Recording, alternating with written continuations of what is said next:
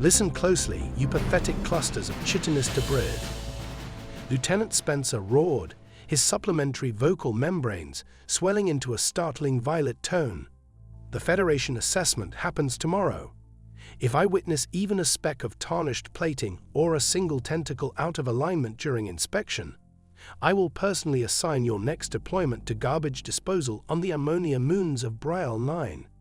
The barracks of Frontier Station Omega-12 burst into frantic motion as 23 members of the 7th Galactic Marines snapped to attention. Their assorted limbs, from tentacles to pincers to coil-like tails, instantly shifted into rigid salutes. Only once Lieutenant Spencer stormed out, leaving behind the faint aroma of aggravated pheromones, did the barracks collectively relax. "By the void, I thought he'd never go," groaned Corporal Morgan, her half-dozen eyes fluttering in quick succession as she flopped onto her rest platform. Her exoskeleton clicked against the alloy frame. "Another inspection, like we haven't endured 3 of those this rotation already." Private Everett chuckled, the sound gurgling through his respiratory device. "Hey, at least it's only Federation officials now. Recall when the Draxian ambassador arrived? Poor Surgeon Delgado lost scales for weeks from sheer anxiety." The barracks erupted in mirth, a dissonant mix of cackles, chirps, and infrasonic hums that would have baffled anyone unfamiliar with a multi-species military environment. "Speaking of Draxians," Specialist Jordan said, extending her prism-like limbs as she lounged against the bulkhead, "did you hear the fable about them allegedly sleeping for 10 cycles whenever their dual suns align?" "Utter nonsense," Private Ross snorted through her nasal plates. "That's nothing compared to what the Bren believe. They're convinced their ancient forebears hatched from cosmic orbs laid by star-wandering gods. Ha! And apparently they're among the more technically advanced civilizations in this sector." As the station lights dimmed to signal the evening schedule, their dialogue switched to what had become a favorite recreational pursuit: trading and ridiculing species legends. It bonded them, bridging the chasms of physiology by means of communal teasing. But the most bizarre myths, Corporal Murphy interjected, his mandibles clacking with excitement as he lowered his voice conspiratorially, are undeniably the human ones. Merely referencing humans sparked another explosion of laughter around the barracks. Specialist Phillips almost choked on his nutrient gel. "Oh, void, yes, those humans." Sergeant Collins wheezed, her bioluminescent flecks flickering in amusement. "The softest species in documented space, insisting they're apex hunters." Private Sanders, one of the newer enlistees, angled his eye stalks in puzzlement. "I'm confused. Aren't humans just a small species from a backwoods planet? Why does anyone bother with their tall tales?" The barracks went quiet for a moment, until Corporal Morgan ruffled her wing covers and responded, "Technically, yeah, they're from someplace called Earth in an unimpressive system. But somehow, these frail-skinned bipeds with absolutely no organic armor ended up joining the Galactic Federation and scoring 27 seats on the Council. Which makes no sense," added Private Everett, slapping a tentacle against his bed for emphasis. "They'd have no plating, no toxins, no regeneration, and their perception range is downright pathetic. Yet, if you listen to their stories, they'll tell you they'd conquered their own planet by chasing their prey until it collapsed from fatigue." Specialist Young cut in, restraining her crystalline giggles. "My personal favorite," said Sergeant Collins, her voice trembling with amusement, "is that they can lose massive volumes of bodily fluid and stay operational." The barracks broke into more hilarity, each troop tossing in a ridiculous human boast to the ever-growing pile of absurdities. "And they swear," Specialist Yum continued, her crystal surface twinkling under the lights, "they can break their own bones and just keep going. Can you imagine that level of absurdity?" She waved her prismatic arms in theatrical disbelief. Private Everett gurgled with laughter, the liquid in his breathing sacs bubbling loudly. "Oh, that's nothing. Heard the one where they survive heat and cold that would literally cook or freeze the rest of us. Like any carbon-based life form, could handle those extremes without advanced equipment." "My personal pick," Corporal Morgan said, mandibles twitching with suppressed hilarity, "is their ludicrous claim of consuming toxins for enjoyment, things they call spicy food or alcohol. Picture actively poisoning yourself for fun. Another wave of overlapping laughter shook the barracks. Private Sanders, still inexperienced with human tall tales, swiveled his eye stalks in intrigue. But if they're so delicate and, to be frank, foolish, how did they even reach spaceflight? He wondered, plainly perplexed. Sergeant Collins's glowing spots pulsed with smug amusement. Pure happenstance, obviously. Nothing else fits. Their legend is they went from low-tech aviation to stepping on their moon in barely 70 planetary cycles. 70 cycles? Private Sanders echoed, his dermal membranes rippling in shock. That's unthinkable. The krill took over 2,000 cycles to do that, and they're hailed as geniuses. Specialist Phillips, who'd been mostly silent, chattered softly before chiming in. What's truly comical is their claim that their progress was driven by, get this, curiosity and rivalry. Not survival imperatives, not divine meddling, just because they got bored and wanted to show each other up. Yes, Corporal Murphy exclaimed, smacking his reinforced claw against a metal storage unit with a sharp clown. They've spun this wild fiction that they're super flexible thinkers, while any rational brain sees they're just squishy, defenseless monkeys who lucked their way into interstellar society. Private Davis adjusted her gravity stabilizers before snorting. Remember that fiasco last rotation when Ambassador Tress spilled nutrient fluid on a human envoy, and everyone lost it because they assumed the human's outer membrane would corrode? Then the human just wiped it off and resumed negotiations like it was nothing. Graded diplomatic pageantry. As Sergeant Collins often says, the Federation hypes up human feats for political reasons. Integration quotas and all that progressive talk. They don't even have backup organs, boomed Private Everett, his tentacles squirming in amusement. One heart, one brain, two lungs. It's like they were engineered to fail. And yet, Specialist Jordan added in a mock-serious tone, her faceted form shimmering as she stifled more laughter. They brazenly insist they've lived through numerous planet-ending catastrophes. All that they got to the top of their own biosphere with zero natural weapons, Corporal Morgan said. All that they can stay conscious for days without proper rest intervals, piped up Private Davis. Every new outlandish human myth provoked fresh giggles around the room, soldiers nearly toppling off their bunks with hysterics. The hatch to the barracks slid open with pneumatic precision, abruptly cutting through the uproar. Everyone froze mid-motion as a commanding aura filled the entrance.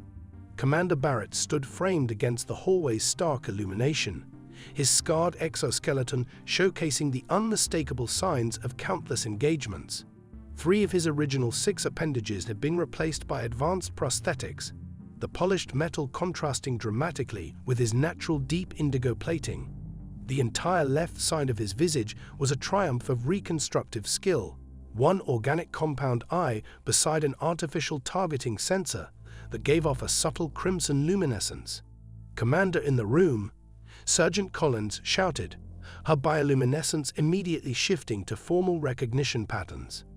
The entire barracks scrambled into compliance, a clashing medley of clicks, scrapes, and futtering as 23 different species demonstrated their version of deference. "At ease, troopers," Commander Barrett said, his tone surprisingly soft for someone of his size and renown. The cybernetic voice unit in his throat lent each word a faint harmonic resonance. "I'm not here on official duty." Nevertheless, nobody truly relaxed. Commander Barrett was a living icon among the 7th Galactic Marines, bestowed with the Nebula Cross, a veteran of the Swarm conflict, the only surviving officer from the notorious skirmish of Proxima Centauri. Merely his presence commanded reverence bordering on awe. "Sir, if you do us the honor, would you join our nightly downtime?" asked Corporal Morgan, her usual boldness visibly diminished. Commander Barrett's mandibles shifted contemplatively as he entered fully, letting the door seal behind him. "Downtime, you say? What sort of downtime?" Corporal Everett nervously adjusted his respirator. "We're basically sharing cultural law, sir. Nothing that violates any regulations." Cultural law. The commander's mechanical limbs hummed faintly as he advanced into the space. I heard laughter. Quite a bit, actually. A tense quiet enveloped the barracks. Ultimately, Specialist Young broke the hush, her crystalline shape trembling minutely. "We were discussing human stories, sir." The moment humans were mentioned, something shifted in Commander Barrett's organic eye, a subtle sign recognized by veterans as the look of someone accessing combat memories. "Human stories," he repeated in measured tones, the harmonic in his voice modulator suddenly more pronounced. "Interesting." The barracks atmosphere turned taut while Commander Barrett eased down on a fortified bench, his battered exoskeleton creaking faintly. The shining metal of the Nebula Cross flashed in the overhead light as he moved, a stark reminder that this was no average officer, but someone who'd faced the galaxy's worst and endured. "So," Commander Barrett said, disrupting the uneasy stillness, "you find these human statements hilarious?" His organic eye focused intently on the group, the mechanical scanner pulsing softly. Nobody dared respond. The legendary commander's tone wasn't furious, but it held an undercurrent that set off primal caution in every soldier. "Maybe," he went on, his mandibles moving pensively, "you'd like to repeat some of these entertaining human myths for me. I could use a chuckle after my day." The troops exchanged anxious looks. Finally, Corporal Murphy cleared his throat. "We were, just discussing their claim of pushing on despite severe wounds, sir. Obviously overblown in terms of realism." "Overblown?" Commander Barrett echoed softly. "That's your view, is it?" Deliberately, he lifted his one organic arm and disconnected the neural link at the joint of his artificial limb. The advanced prosthetic slumped motionless. "Do you know how I lost my original arms, Corporal?" In the fighting at Proxima Centauri, sir," Murphy answered, abruptly keenly aware of the intensity in the room. "Indeed. And who dragged me nearly 3 kilometers through hostile fire after my left limbs were shredded by swarm shrapnel." The commander's organic eye narrowed slightly. "Wasn't one of our medics. Wasn't a heavy gravity Vask with super strength. It was a human, a lieutenant named Parker. 5 feet and 7 inches tall by their system, weighed half my mass." The barracks was utterly silent while Commander Barrett reconnected his neural interface and flexed his metal fingers. "But that can't be physically viable," ventured Specialist Phillips hesitantly. "Their musculature shouldn't be able to." "Shouldn't be able to." Commander Barrett's voice boomed abruptly, causing a few troopers to flinch. "Let me tell you what's not feasible, Specialist. It's not feasible that I'm here talking to you right now. By every medical projection, I ought to have died in that cursed jungle. But that human, that feeble, skin-covered human you were just mocking, used their personal field dressings on my injuries, even though they had a shard of metal lodged in their own gut." Commander Barrett abruptly stood, his towering figure overshadowing the now thoroughly intimidated soldiers. "You think their endurance legends are hoaxes? You doubt their claims about temperature resilience?" He released a short, sharp bark of laughter devoid of humor. "Let me ask, how many of you could function in -40 degrees wearing nothing but cloth? Because I've witnessed humans do precisely that." Private Sanders retracted his eye stalks slightly in confusion. "But sir, I mean no disrespect. If humans are genuinely as capable as you say, how come it's not widely known? Why do these feats sound so unlikely?" Commander Barrett relaxed his stance marginally, the glow from his mechanized eye fading somewhat as he studied the young private. "That's a good question, soldier, and one that reveals some actual reasoning." He slowly settled onto the bench again, its metal bracing under his weight. "The truth about humans is complicated," he said calmly, "and it's been purposely hidden for reasons you might find surprising." Commander Barrett leaned forward, both his organic and prosthetic components moving in perfect sync.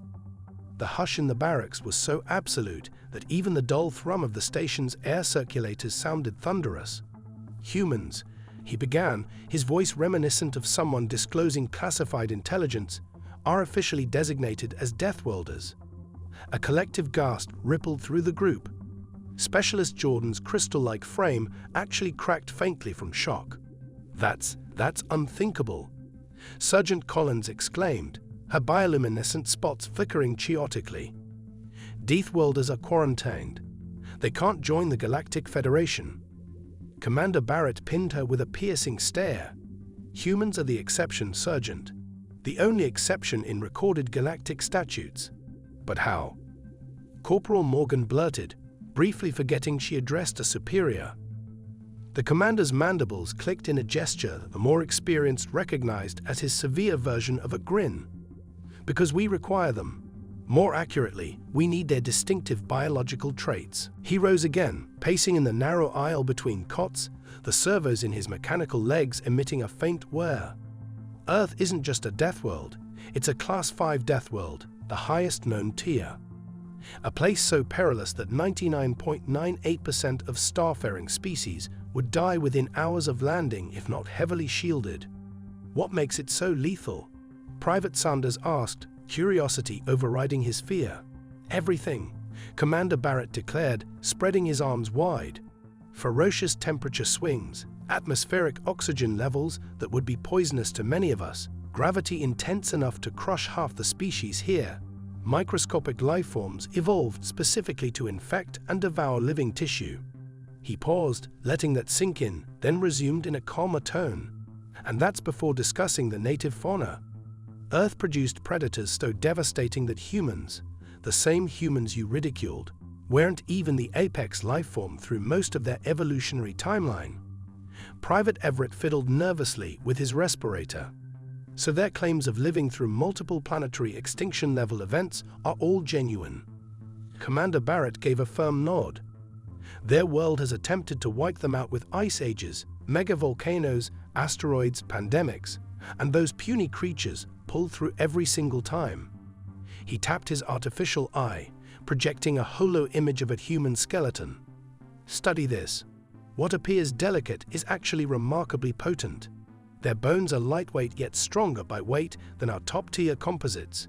Their so-called soft tissues contain a protein, collagen, that's proportionally tougher than hull-grade carbon mesh. The hologram shifted to depict a human vascular system. Look here, their circulatory network can patch itself. Their bodies can reuse damaged tissue. They don't merely heal, they can rebuild portions of themselves in response to trauma. Commander Barrett dismissed the hologram, casting his organic eye over the thoroughly dumbstruck troops. When a human brags they can keep moving with broken bones, they aren't kidding, he murmured. I've watched a human Marine continue battling despite multiple fractures. I've seen them remain functional through blood loss that would put any of us in shock. And I've witnessed them endure environments that our automated medical systems labeled as 0% survivable. Commander Barrett's gaze turned distant, and his prosthetic sensor dimmed momentarily like he was replaying deep-seated recollections.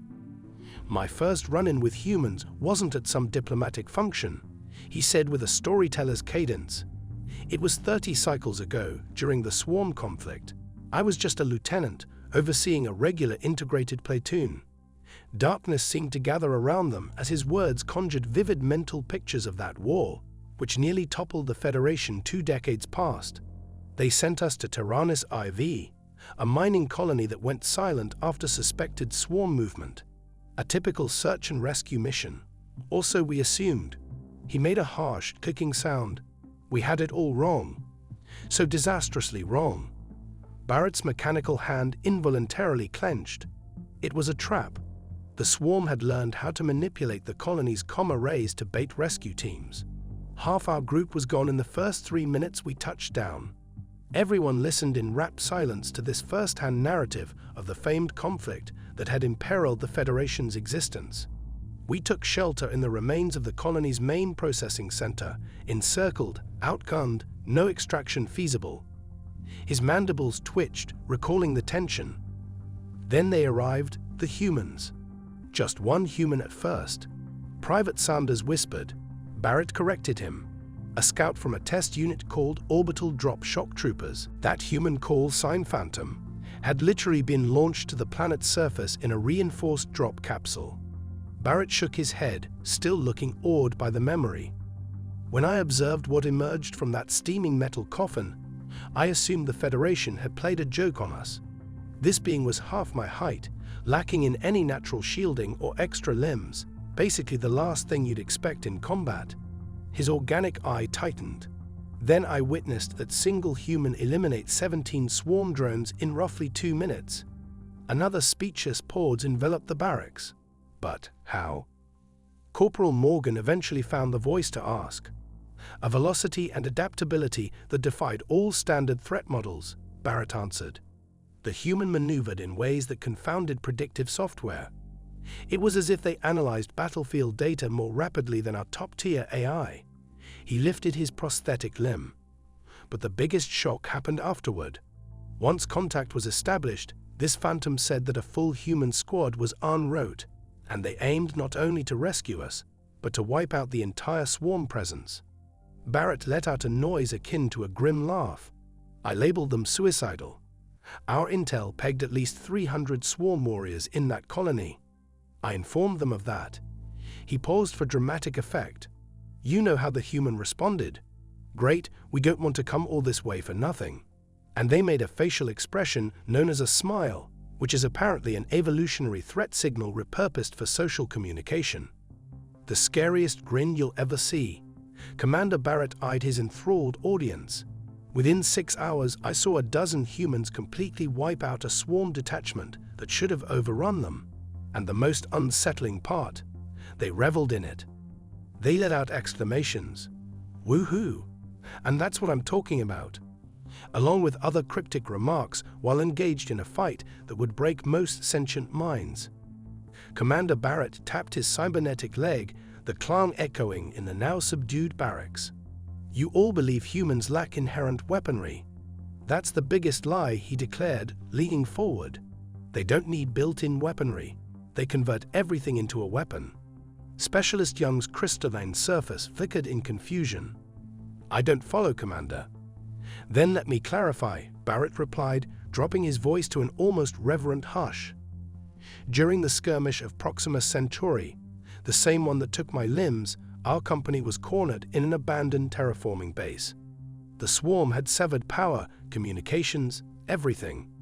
We were quite literally groping in the dark, surrounded by hostiles.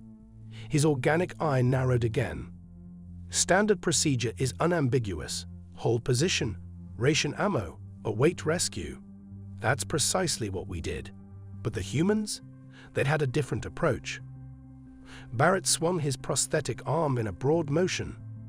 Lieutenant Parker, the same human who later carried me, took stock of our dire situation and made a statement I'll never forget. We've got a chemical plant full of dangerous liquids, kilometers of pipeline, and enemies who see no better in darkness than we do. Seems like we're the ones with the upper hand. An upper hand? Corporal Murphy echoed, perplexed.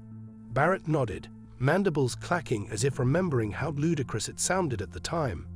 In under 20 minutes, that human had us turning the entire complex into what they called a Home Alone scenario, apparently referencing an ancient human strategic text. He paused, mandibles betraying subdued amusement. They rigged the station with traps and homemade bombs. They diverted pipeline flow to blast flammable gas.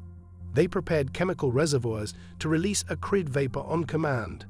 They even, amazingly enough, planned out which structural columns to demolish so the swarm would be funneled precisely where they wanted. The commander's voice assumed a note of genuine admiration. When the swarm advanced, they didn't find trapped prey.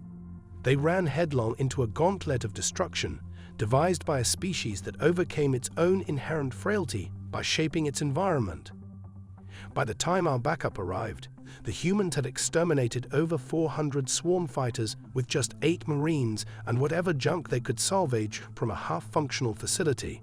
Another hush gripped the barracks, the soldiers wrestling with these revelations in stunned silence. Barrett surveyed their astonished faces, his mechanized eye pulsing as though pleased. Which brings us to the earlier question, he said, motioning toward Private Sanders. Why is the reality about humans deliberately withheld? Why pretend they're ordinary, that they somehow lucked into the cosmos? He stood at his full, impressive height.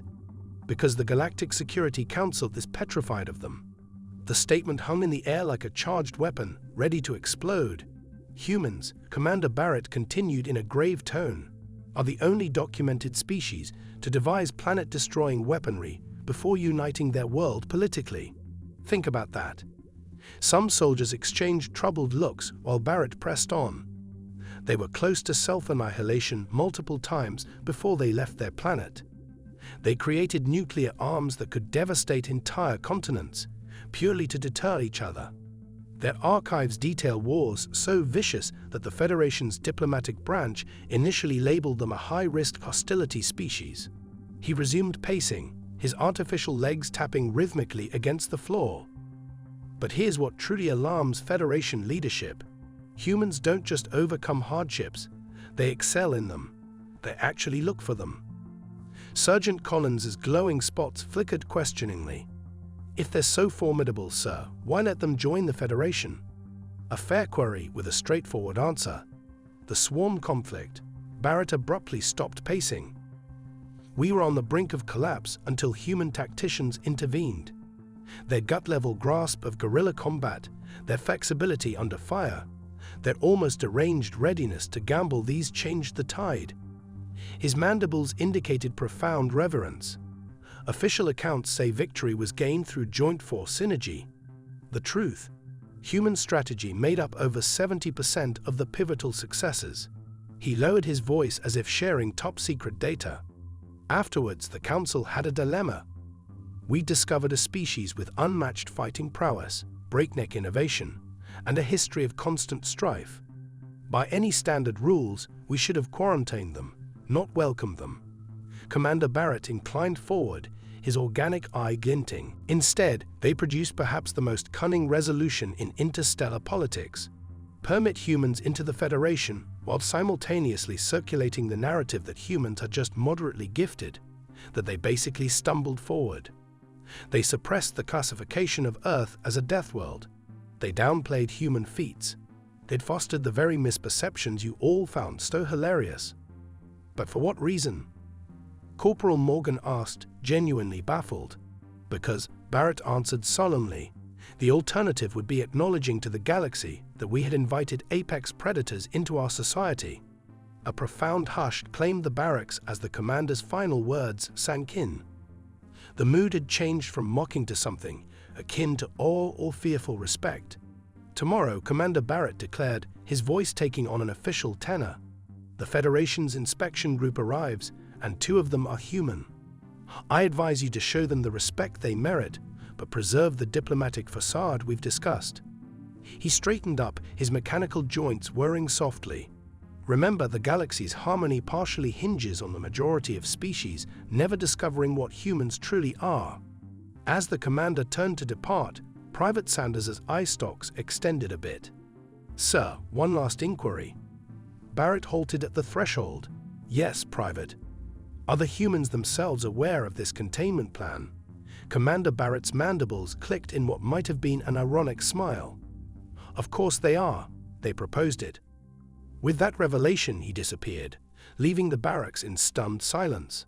After some seconds, Sergeant Collins' bioluminescence gradually pulsed back into normal brightness. Well, she murmured quietly, we all picked up something important today. Agreed, said Corporal Morgan, her 6 eyes blinking rapidly. Never judge a species by its surface. Private Everett adjusted his breathing device. I'll never see humans the same way again. We've actually served alongside Deathworlders all this time. What stuns me most, Specialist Young mused, her crystalline form refracting the dim light, is their willingness to let this illusion persist. That level of strategic cunning is precisely why they're so menacing. And precisely why they're so vital as allies. Corporal Murphy concluded with a newly discovered respect in his voice. As the night cycle fully took hold, dimming the barracks lighting to a gentle glow, the soldiers prepared for rest. But unlike previous nights, no one made jokes about ludicrous human legends. Instead, they reflected silently, grasping a newfound admiration for the seemingly frail bipeds who rose to the stars not by random luck, as they'd always believed, but by enduring an evolutionary gauntlet none of them could ever truly fathom. And when the human delegates arrived the next day, each soldier observed them with changed eyes, noticing their lithe motions, their swift acclimation to the station's artificial gravity, and most unsettling of all, their casual grins, which suddenly seemed less like friendly smiles and more like they truly were. the inborn threat signals of apex predators, utterly secure in their spot atop the galactic chain.